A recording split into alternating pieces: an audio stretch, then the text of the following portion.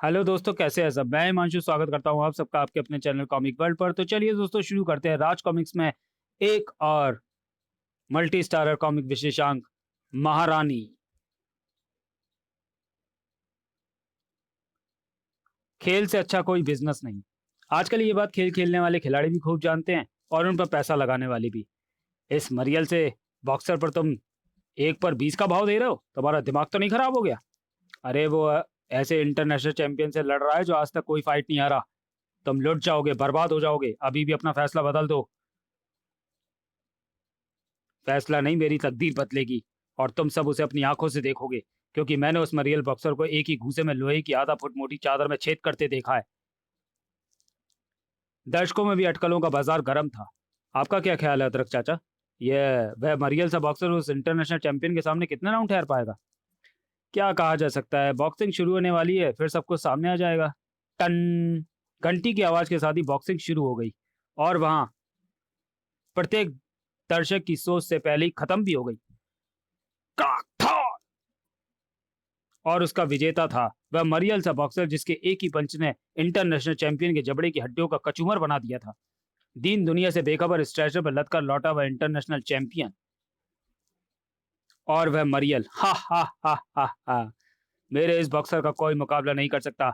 इसे एक ही बार करने की आदत है, दूसरा बार यह कभी नहीं करता। है कोई जो इसे रिंग में चैलेंज कर सके? मैं हूं। मलेश, यह चैलेंज मंजूर करना मेरी मजबूरी है अदरक चाचा, क्योंकि मैंने माँ को वचन दिया हुआ है कि मैं हर चैलेंज को तोड़ूंगा। और फिर आपने भी तो सिखाया है, खेल में जब भी घमंड घुस जाए तो उसे तोड़ने के लिए खड़े हो जाओ। जल्दी ही मलेश रिंग में खड़ा था, लेकिन खड़ा न रह सका। कड़क! उस मरियल बॉक्सर के प्रचंड वार ने मलेश की कनपटी की हड्डियों को उसके मांस में घुसेड़ दिया है। He is winner. उफ। अपनी हड्डियां तोड़वा ली, मगर अपनी माँ के वचन को टूटने नहीं दिया।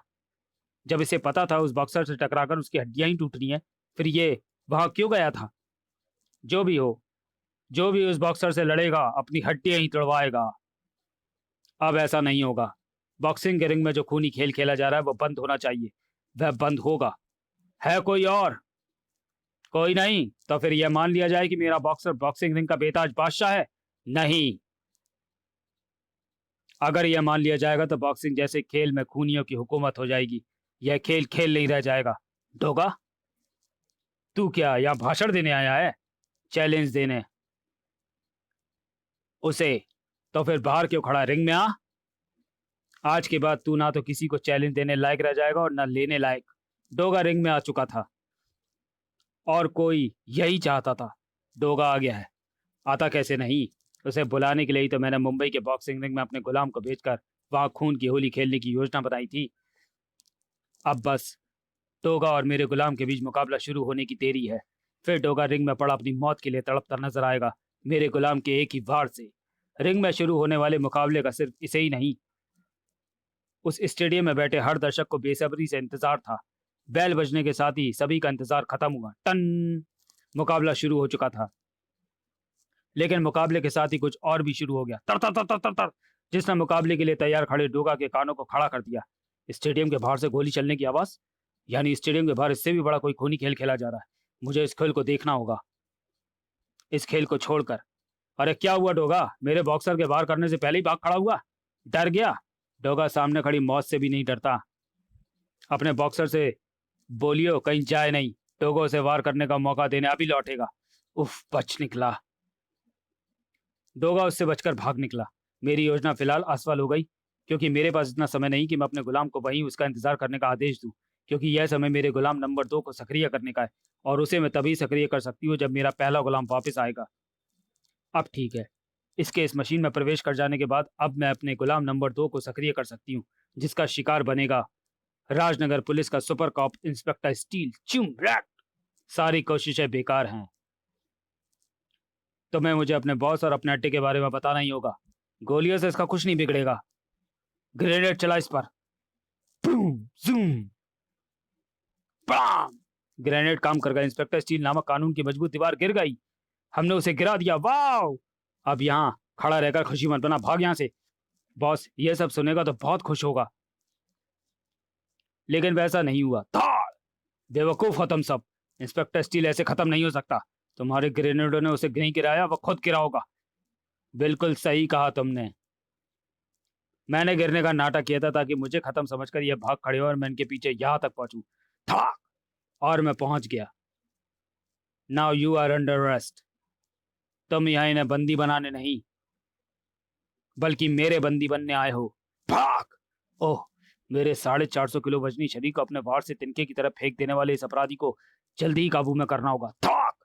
स्टील का वह तेज वार उसे इंच भर भी नहीं हिला पाया, जबकि उसके हल्के से वार ने स्टील को 20 फुट दूर ले जा फेंका। काक। ओह, भाग। तर तर तर तर तर तर तर।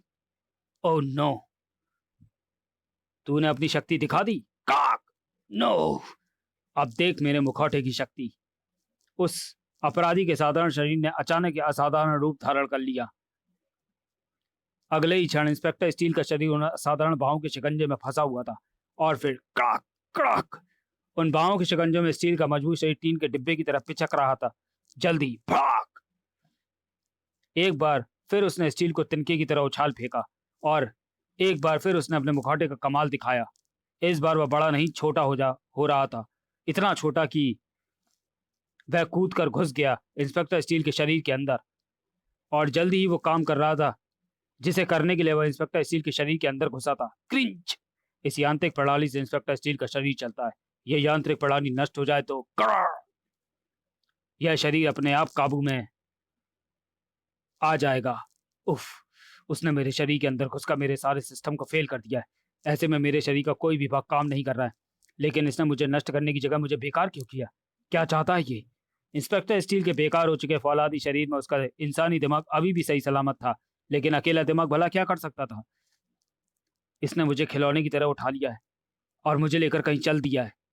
यानी ये मेरा अपहरण करना चाहता है। सारा मीडिया भी चीख चीख कर यही कह रहा था, एक रहस्यमयी शख्स द्वारा इंस्पेक्टर स्टील का अपहरण। In coverage, super cop inspector Steel का अपहरण। किसी ने इंस्पेक्टर स्टील का अपहरण कर लिया, ये तो कमाल हो गया। लेकिन इंस्पेक्टर स्टील का अपहरण किसने और क्यों किया? इंस्पेक्टर स्टील से क्या चाहता है वो? परमाणु, क्या तुम मुझे सुन रहे हो परमाणु? हाँ प्रोबोट, मैं तुम्हें सुन रहा हूँ। एयरपोर्ट पर एयर ट्रैफिक बुरी तरह अस्त व्यस्त हो गया है और ऐसा करने वाला कोई आतंकवादी या इंसान नहीं बल्कि वो बाज है जो बड़ी संख्या में एयरपोर्ट एरिया में मौजूद है। अगर उन बाजों को जल्दी वहां से नहीं हटाया गया तो वहां कोई बहुत बड़ी दुर्घटना घट सकती है। ऐसा नहीं होगा, मैं वहां पहुंच रहा हूँ। ओह, यहाँ तो हजारों की संख्या में बाज मौजूद है और इतने सारे बाजों के यहाँ होने का मतलब ची है कोई गड़बड़, और मैं इन बाजों को यहाँ से भगाकर उस गड़बड़ का पता करूंगा। ओह, इन्हें इस तरह भगाना मुश्किल है। इन पर हल्के परमाणु छल्लों का प्रयोग करता हूँ। परमाणु ने जैसे ही परमाणु छल्लों का इस्तेमाल किया वैसे ही बाजों ने तितर बितर होना शुरू कर दिया। क्री। और जैसे ही बाज तितर बितर हुए वैसे ही परमाणु की आंखों में हैरत का तूफान लहला उठा। ओ, ये कौन? शाकाल, जिसके बुलावे पर तू यहाँ आया था। और अब शाकाल तुझे अपने पंजों से बचकर कहीं नहीं जाने देगा। ओह, इस अनोखे इंसान के शरीर में बाजों की तरह पंख उगे हुए तो है ही, साथ ही यह बाजों की तरह उड़ भी रहा है। और तो और सभी बाज इसके इशारों पर गुलाम की तरह काम कर रहे हैं। यह निश्चय ही इनका राजा है। लेकिन इसने मुझे यहाँ क्यों बुलाया और ये मुझे अपने पंजों में क्यों फंसाना चाहता है? यह सवाल बाद में, पहले परमाणु रस्सियों में कैद करके इसे अपने काबू में करूं। परमाणु ने ढेरों परमाणु रस्सी छोड़ी, लेकिन बाजों ने परमाणु रस्सी के एक टुकड़े को भी शाकाल तक नहीं पहुंचने दिया। ओह, सभी बाजों ने अद्भुत ढंग से मेरी परमाणु रस्सी को अपनी चोंचों में लपक कर उन्हें बेकार कर दिया। ओह, ये शाकाल ने मेरी तरफ क्या उछाल दिया। उफ, बाज के पंजों के नुकीले नाखून, और ये नाखून बेहद पैने और घातक हैं। इन्हें अपने तक पहुंचने देने का मतलब है अपने शरीर में सैकड़ों सुराग बनवा लेना। Plume plume. ओह, अपने मालिक का हमला विफल होता देख सभी बाज गुस्से में आ गए क्री और मुझ पर हमला कर रहे हैं। कोई बात नहीं क्री, मेरे पास इस हमले से भी बचने का रास्ता है।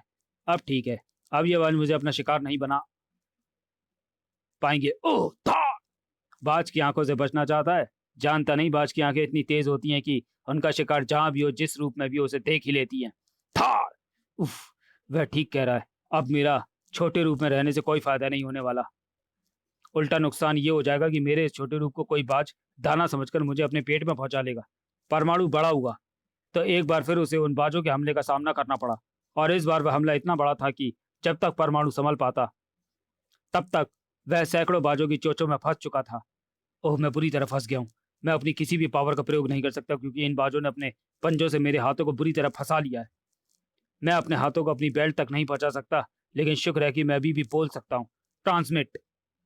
और इसी के साथ कड़ों में बदला परमाणु का शरीर बाजों के पंजों से रेत की भांति सरकता चला गया। और शायद शाकाल यही चाहता था। क्री! शाकाल के हलक से निकले उस आवाज पर सभी बाजों ने द्रुत गति से अपने पंखों को हिलाना शुरू कर दिया। फर्र! और इसी के साथ रिफॉर्म होते परमाणु के लिए नई मुसीबत खड़ी हो गई। उफ! बाजों के पंखों से आंधी की तरह चलती हवा मेरे शरीर के कड़ों को जुड़ने नहीं दे रही। मेरे शरीर के कण पूरी तरह से बिखर रहे हैं। उस तेज हवा में परमाणु के शरीर के कण बिखर चुके थे, लेकिन उन बाजों ने परमाणु के कणों को अपनी हद से दूर नहीं बिखरने दिया। और बिखरने भी क्यों देते? उन्हें कणों में बटे परमाणु को लेकर यहां जो पहुंचना था। Great, great! तुम परमाणु को इस रूप में लेकर यहां पहुंचोगे, ये तो मैंने सोचा ही नहीं था। खैर, इस मशीन में परमाणु को इस रूप में भी कैद किया जा सकता है। अब तू भी अपनी जगह चला जा, क्योंकि अब तेरा काम खत्म। अब तो काम शुरू होगा उस शक्ति का जो मेरे पास गिरफ्तार करके लाएगी एक और सुपर हीरो को। दिल्ली में एक और आश्चर्यजनक घटना घटने जा रही थी, और दिल्ली वालों को इसकी खबर भी नहीं थी। वो तो अपने कामों में मस्त और व्यस्त थे। ई दिल्ली का प्रदूषण हमको जरूर मार डालेगा। यमुना जी इतनी गंदी हो गई है कि ससुरा पानी में मच्छी जिंदा ही नहीं बचती। सुबह से मेहनत करके सिर्फ इतनी ही मच्छी पकड़ में आया है। लगता है इतना मछली भी ना बेचने बचने वाली फुलवा के बापू। ऊ देखो, ऊ बिल्ली हमारी मच्छी खाने का आ रही है। कैसे खाएगी? हम अभी डंडा मारकर उस ससुरी को भगाए देते हैं। भाग! म्याऊं। अरे बाप रे, ये तो कोई शैतान लागत है। म्याऊं। भाग फुलवा की अम्मा! मछुआरे उसकी पत्नी ने जो देखा था, जल्दी उसकी चर्चा पूरी दिल्ली में थी। पहले काला बंदर, फिर मुंह नछुआ, और अब ये काली बिल्ली। क्या चक्कर है? ये कहाँ से आ रहे हैं? क्या पता, लेकिन ये सब कोरी अफवाहें नहीं हो सकती, क्योंकि अफवाह को फैलने के लिए कोई आधार चाहिए होता है। अफवाहों का ना तो कोई आधार होता है और ना ही कोई सिर पैर। इसलिए अफवाहें जितनी जल्दी खत्म हो जाए उतना ही अच्छा है। म्याऊं, म्याऊं। एक शैतान बिल्ली के बच्चे, रुक शैतान बिल्ली के बच्चे, मेरा रास्ता काटकर कहाँ भागा जा रहा है? और वैसे भी प्यारे शैतान बच्चे, तेरा इस तरह घूमना ठीक नहीं है। शैतानी काली बिल्ली के भूत से बावले हुए लोग तेरी झलक देखते ही तुझे मारने के लिए भाग खड़े होंगे। म्याऊं। ओह, ओह, एक और काली बिल्ली। लगता है ये तेरी माँ है। ओह, मैं उसकी माँ नहीं, बाप हूं। तो चलिए दोस्तों, वीडियो को यहीं समाप्त करते हैं और मिलते हैं महारानी के दूसरे भाग में अगले वीडियो में। तब तक के लिए धन्यवाद।